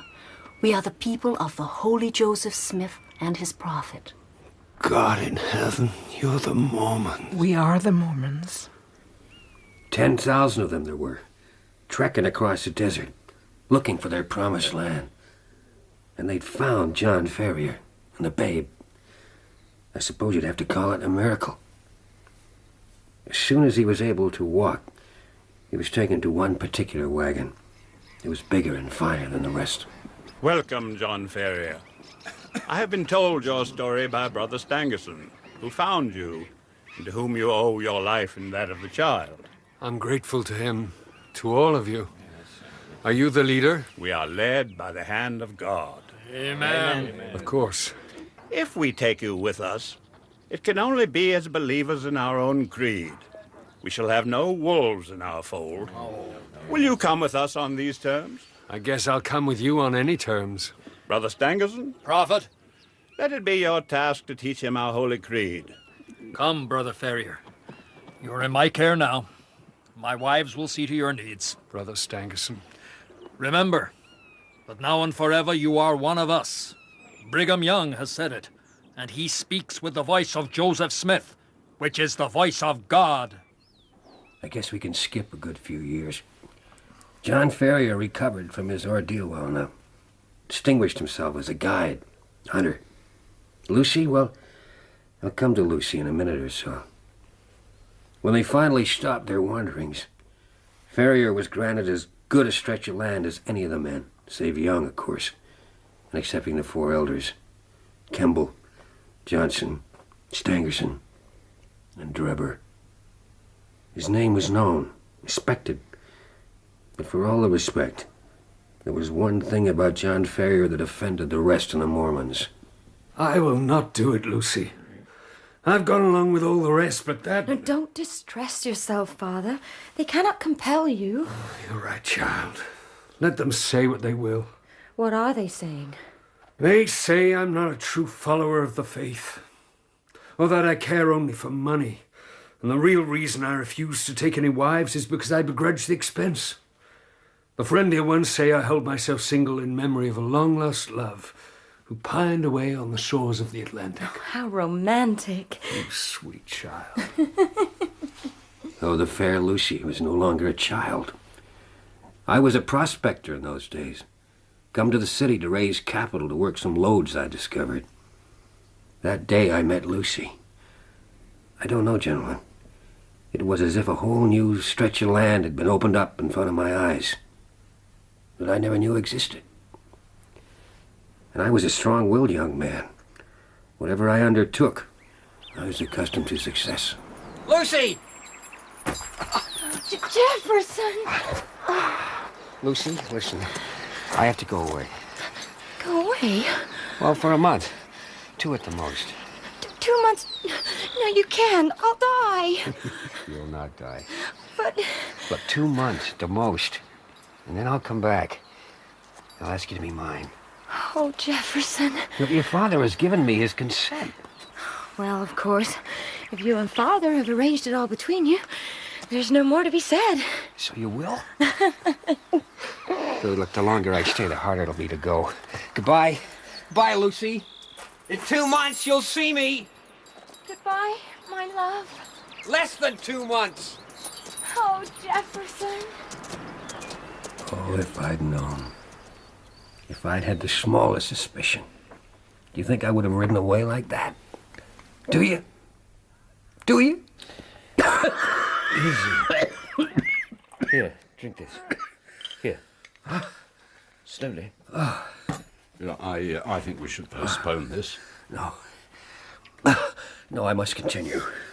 Doctor, what's your opinion? I think we should carry on. But before we do...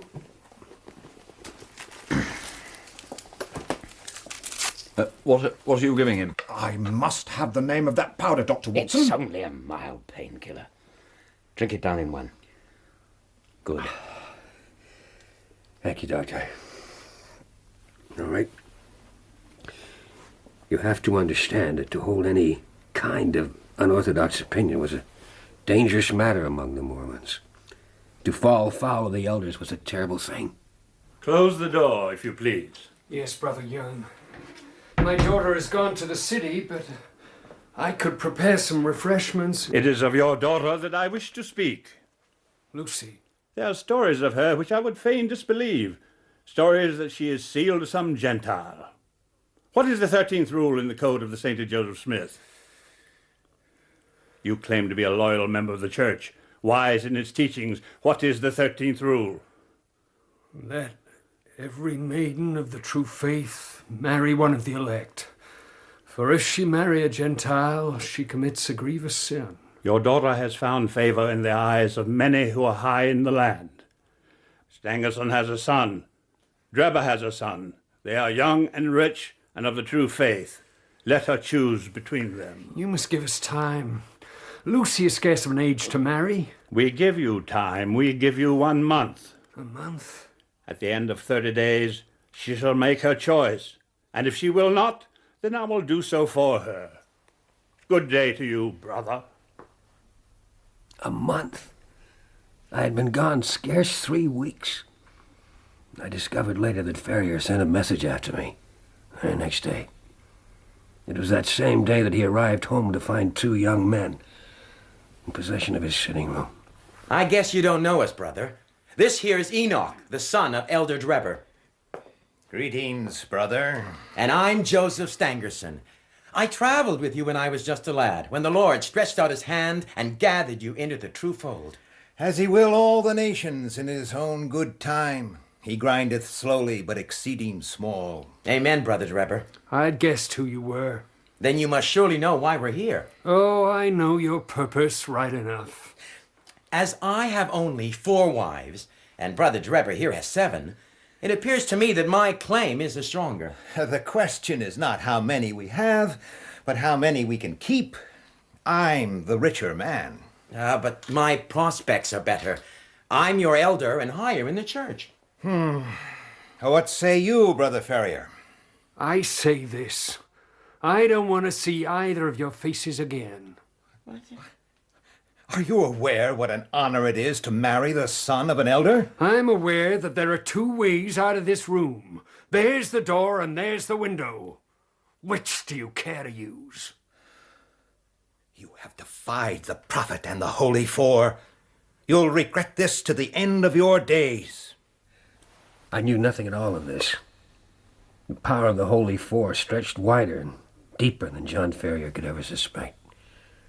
His message never reached me. Good morning, Father. I was wondering if I might...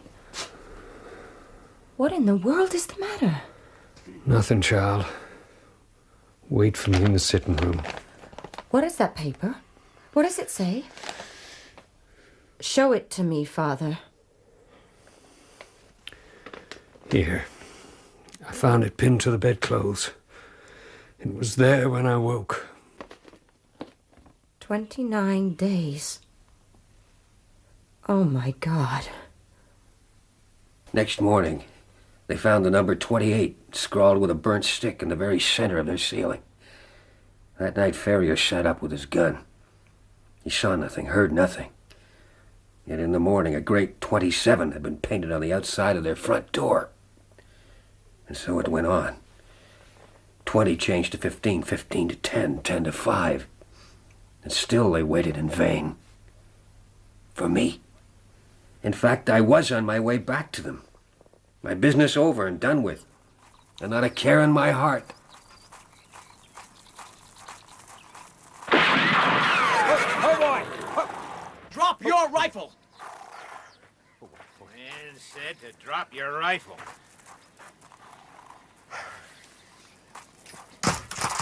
Get off your horse. He sure doesn't look much, does he, brother? Look, if you're planning to... Oh! That's enough, Drebber. Drebber, I'll remember that name. If you're planning to rob me, get on with it. Oh, we're planning to rob you, all right. Leastways, one of us is. But not yet. In 4 days' time. What do you mean? 4 days? Jefferson Hope. You know me. What is this? Keep your filthy heathen hands off the Ferrier girl. Lucy! Yeah, she's meant for better than you, Hope. Me, for instance. Or my friend here.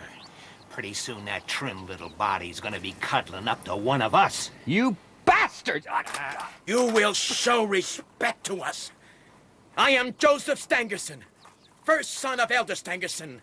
When you speak to me, you speak to the prophet himself. Stangerson?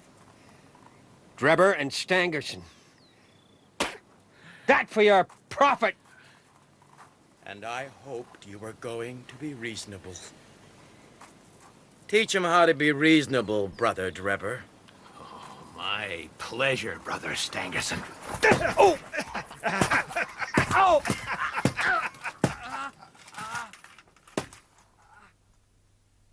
They left me for dead. By the time they'd finished with me, I wasn't far off it. But the thought of one of them, with my Lucy...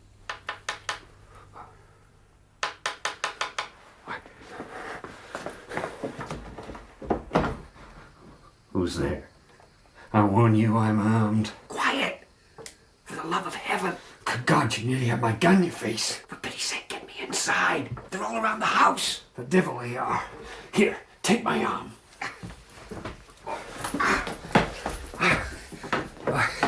Give me something to drink. Oh, my God. Oh. Yeah. Oh, God, it's good. John, is Lucy all right? Jefferson! Who did this to you? Drebber, Stangerson, I've got to get both of you away. Tonight. I can be dressed in a moment. What should we take? Food. And as much water as we can manage. I'll see to that. Hurry, buddy.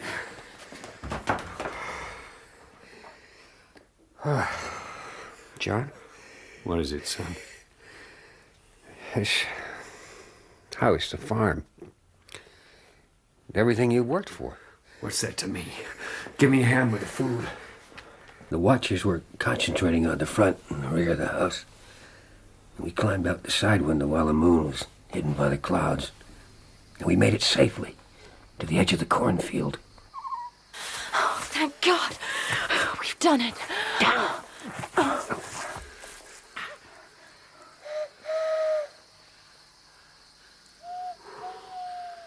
They're everywhere. Not a sound. 9 to 7. 7 to 5. What news? If the girl remains stubborn, we strike tomorrow at midnight. The Prophet's orders.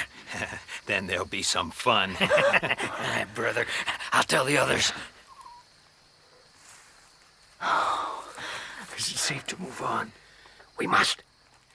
Everything depends on speed. I had 3 horses waiting. All night we kept moving, all next day. Most the next. But then our food was gone. I wasn't worried, though. There was game aplenty in the mountains. We were high up above sea level. The air is bitter.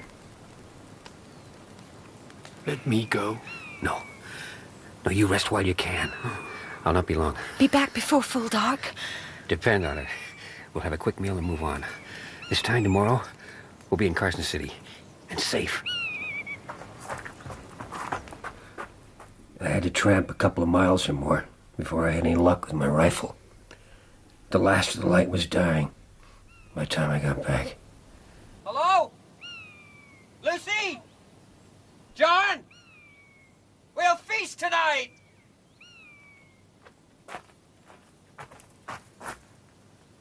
Oh, sweet Jesus. Lucy? Lucy!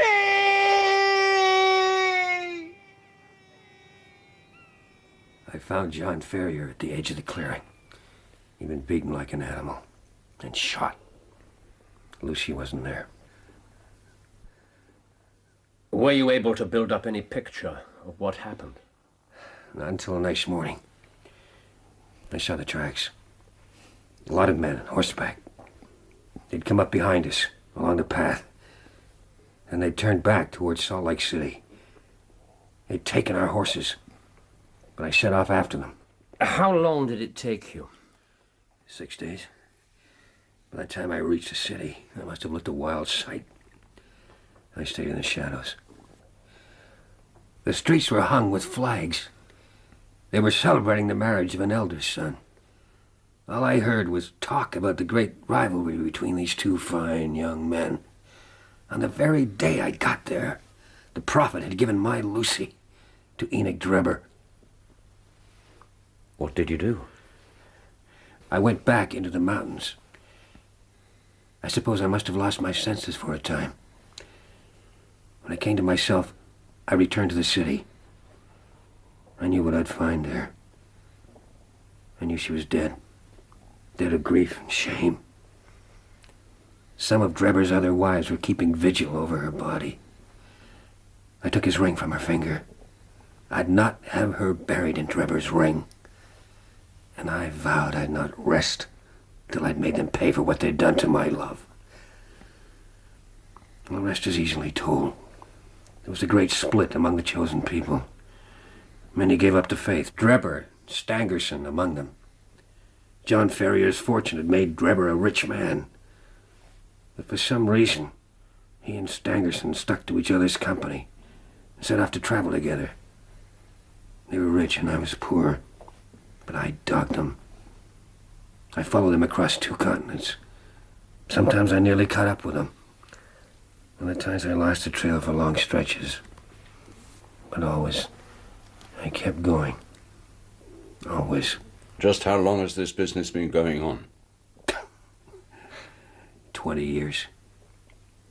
20 years. And eventually I tracked them here, in London. Were you obtained employment as a cab driver? Wherever they went, I was always at their heels. At first I planned to surprise them. I reckon they thought I was dead years before. But they somehow got wind of me. They were cunning. Never went out alone. Hardly ever after nightfall. And I thought it was all up. I knew I had no chance against the 2 of them together if they were on guard. But they got careless. Drebber had taken to drink. It wasn't only the drink. In the end, it was a woman that did for him. I liked that. It was fitting. I'd sat in my cab and watched when the 2 of them were thrown out of that boarding house. I knew why. And I sat and watched again when Drebber went back after that pretty face and her brother lashed into him in the street. And I tell you, I enjoyed that. I waited till the boy had finished with him. And I drove up to where Drebber was lying in the gutter. Charpentier's cab. I didn't believe him. Now, Drebber didn't recognize me. He was practically out on his feet from drink and the thrashing he'd had. He asked me to take him to his hotel. But you didn't. You took him to an empty house in the Brixton Road. I'd found it weeks before. I knew I could get inside easy enough when the time came. And I had him on his own. At last.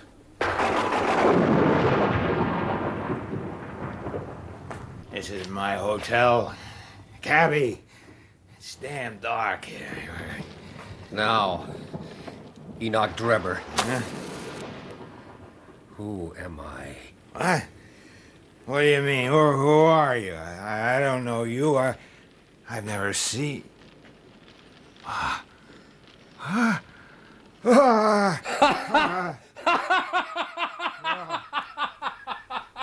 I'd always known that vengeance would be sweet, gentlemen. But I'd never hoped for the contentment of soul that I felt at that moment. It was like madness. The pulses in my temples beat like sledgehammers, and I believe I'd have had some sort of fit if the blood hadn't gushed from my nose. And believe me. Keep away from me, Hope. You're insane. Look at this ring, Drebber. This is the ring that killed Lucy Ferrier when you forced it on her finger and dragged her off to your shameless harem. No. Now look at it. It'll be the last thing you ever do look at. Would you murder me? I'm no murderer. We'll let the high God judge between us.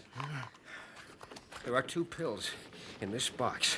Choose and eat. No. There's death in one and life in the other. No. I'll take what you leave. No. Choose! No. Choose! Let's see if there's justice on the earth or if we're ruled by chance. Now choose!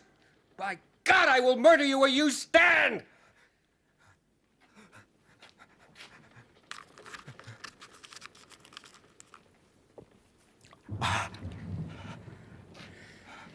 Very well. It's done. Now, this one's for me.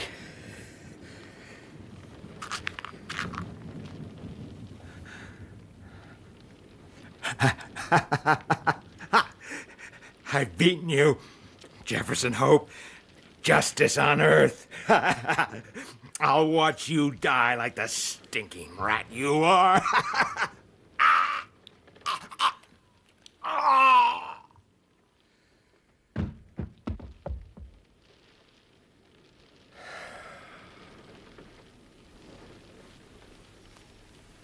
That's how Enoch Drebber came to his end. Blood was still streaming from my nose, but I felt light-hearted, mischievous. I wrote up "Rock" on the wall and lit a cigar, and I looked at him for a spell. And then I got out. When did you discover that you'd lost the ring? That ring was all I had of my Lucy. I had to have it back. I hadn't gone far. I left the cab on a side street and walked up to the house. Straight into one of your constables.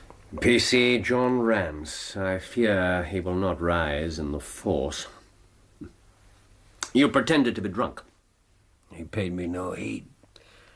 All I could think of was that I'd lost Lucy's ring. And I saw your advertisement. Evening paper. Ah, yes.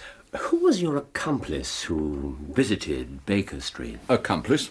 What's this, Mr. Holmes? Why haven't you mentioned this before? The zeal of the official force, Watson? And this is not relevant to your inquiries, Gregson. I'll wager the man had nothing to do with the killings. Nothing. Nothing. I swear it. Now, Mr. Holmes, I can tell you my secrets, but I don't get other people into trouble. But I think you'll own he did it smartly. Not a doubt of that. Let's get back to the matter in hand here. Joseph Stangerson wasn't poisoned. He was stabbed to the heart. He begged me for his life. Cried like a woman. Told me I had no quarrel with him. He hadn't touched the girl. And they killed her father. He wouldn't take his chance with the pills. He went for my throat.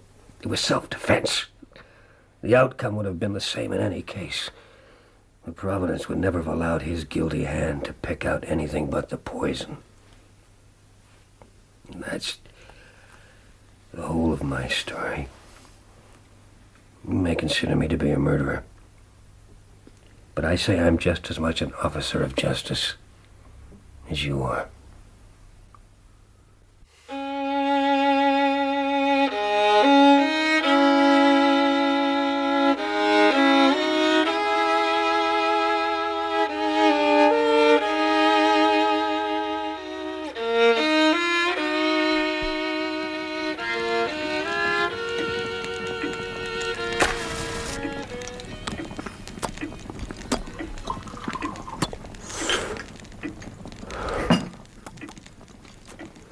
I still find it hard to believe.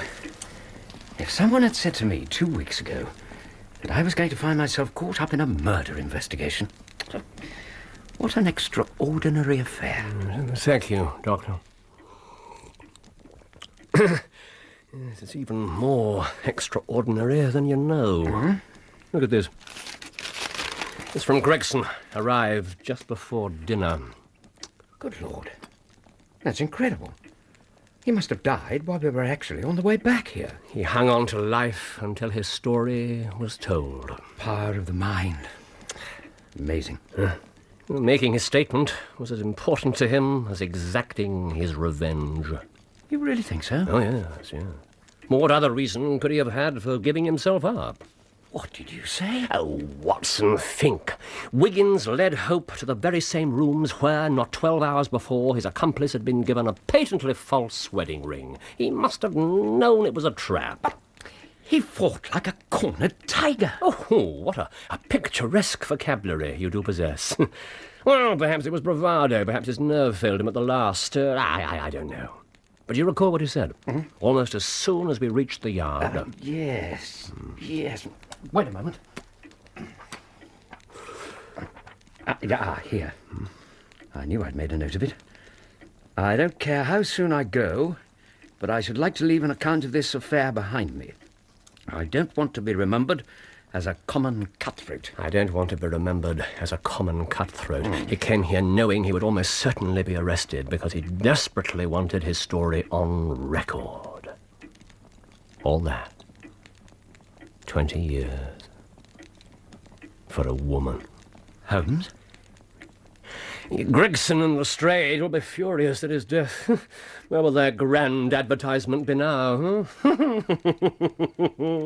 I wouldn't have missed this business for anything. What was it you called it? A study in Scarlet. Yes, I must have been in one of my more lurid moods. I'm enormously grateful to you for allowing me to be in on it. Well, I only hope it hasn't placed too great a strain on your health. By no means. I feel better this evening than I have for months. Well, I'm delighted to hear it. A helping of the bizarre is always invigorating, I think. I meant what I said, you know.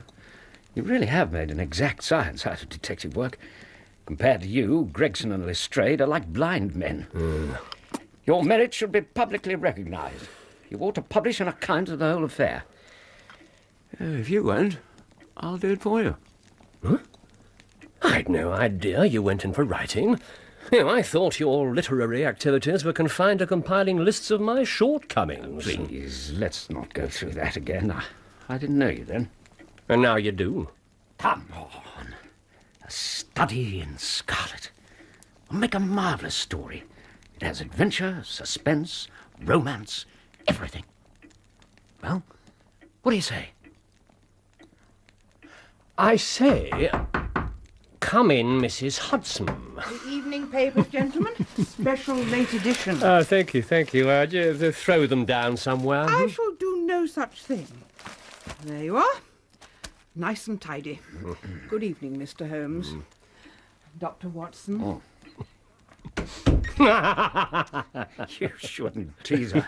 She's a good woman. She's a good woman. I was once introduced to a woman universally praised for her charity work amongst the poor. She subsequently proved to have dispatched 3 wealthy husbands by methods I will not relate so soon after your consumption of Mrs. Hudson's baked apple dumplings. I'm most grateful. Look, what were you about to say? Holmes, what's wrong? Listen to this. The public have lost a sensational treat through the sudden death of the suspected murderer Jefferson Hope. That news got out quickly. Gregson and Lestrade. I might have known they'd find a way to transmute their failure into success and their mediocrity into genius. They couldn't wait to parade themselves before their adoring public and soak up its applause. Oh, now, come on. It is an open secret that the credit for the capture of this vicious and dangerous criminal belongs entirely to the well-known Scotland Yard officials, Messrs. Lestrade and Gregson. The man was apprehended... Well? Yeah, read it for yourself. The man was apprehended in the rooms of a certain Mr. Sherlock Holmes, who, under their instruction, has himself shown some small talent as an amateur detective. Under their instruction... Keep reading. With such teachers, Mr. Holmes may well hope, in the fullness of time, to attain some degree of their skill and professional expertise. Didn't I tell you so before we started? This is outrageous. I'm going to bed. This whole report is a downright tissue of lies. I've a good mind to go straight round to Fleet Street and demand that they publish a retraction when they've heard my version of the facts. Watson? Yes? Why don't you put these newfound energies to more productive use? I beg your pardon? Write your book, Doctor. Write your book.